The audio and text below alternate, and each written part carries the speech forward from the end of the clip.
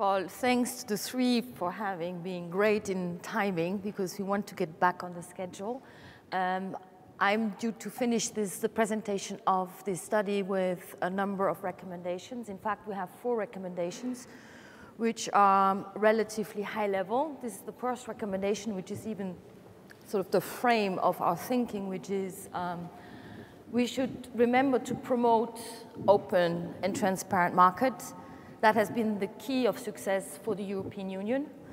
And hence, the first recommendations that we have is go on doing the single market. It is everyday hard work. As Olivier has reminded us, the Giovannini barriers were already something we worked on 15 years ago. That's not an excuse to stop working on them. And often the most difficult things come at the end, but we need to continue to go for the internal market. And you will have seen from the map that the internal market actually is the true engine of growth for us in Europe. The second recommendation at the European level is, just as Olivier has said, is that we need to continue to have effective implementation and enforcement. We now have the European supervisory authorities that help us in terms of implementing and enforcing. But again, it's hard work, but we need to continue this.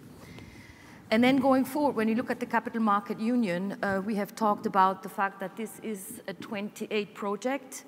We need to see this as a bigger project. It's not just about the 28 member states. It is about the 28s having to export services. And it's also about us trying to attract investment from the outside. So whatever we do with the Capital Market Union, let's not forget that the Capital Market Union is not a single isolated pool of liquidity. We are in an ocean, and we need to think about Asia and US, and of course, Switzerland, as Oliver has reminded us, because Switzerland, after all, is in the middle of the world.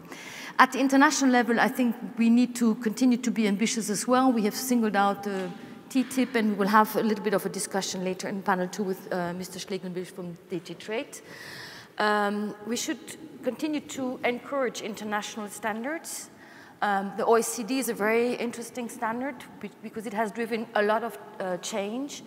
But the same is also true for other international organizations. One organization that I would really like to single out is IOSCO, which has made a lot of progress lately under the leadership of David Wright, who unfortunately couldn't be here, but he's been very inspirational in terms of pushing the agenda for a more open capital market worldwide with standards that we all need to work on. And I think the Commission certainly is supporting him on that vision.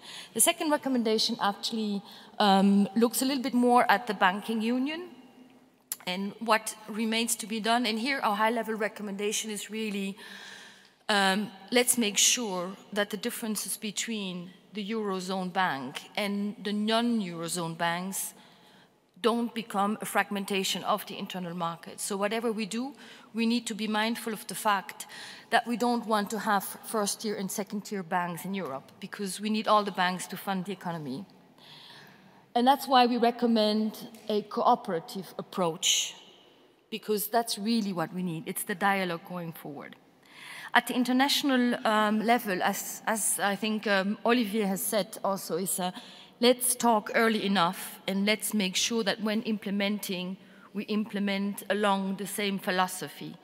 And here we need to learn the lessons of the past.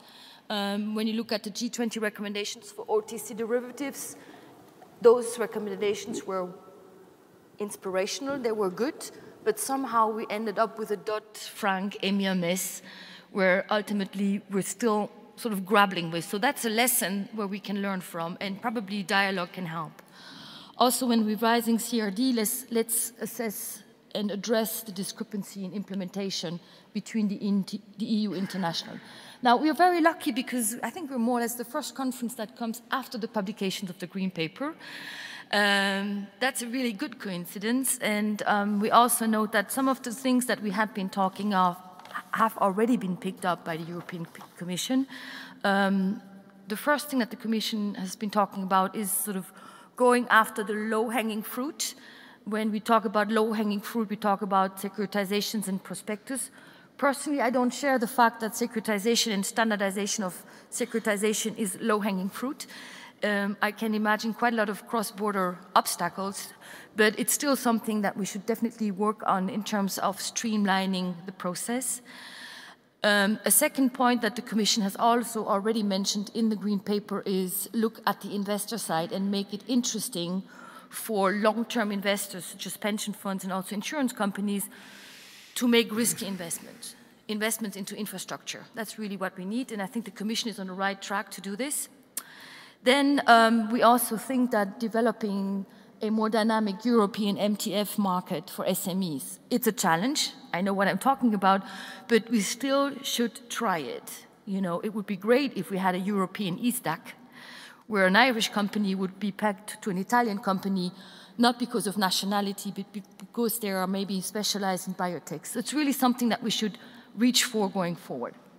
At the international level, again, let's make sure that when we do the Capital Market Union, we impact the extraterritorial effects so as to avoid misunderstandings later on, that we very much push the ESAs for cooperation internationally.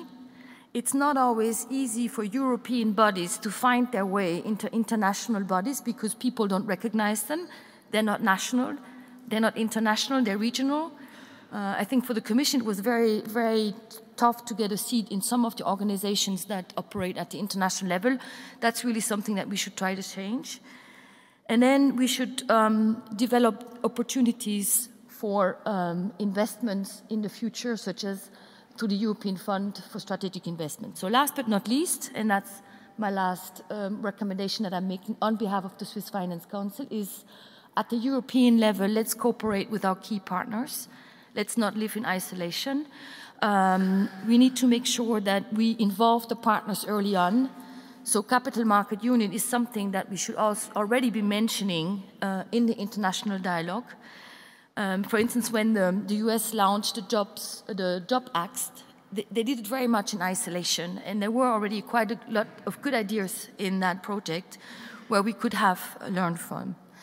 Then in terms of the equivalent assessment, which is one of the issues that are very dear to the heart of the third countries, is that sometimes,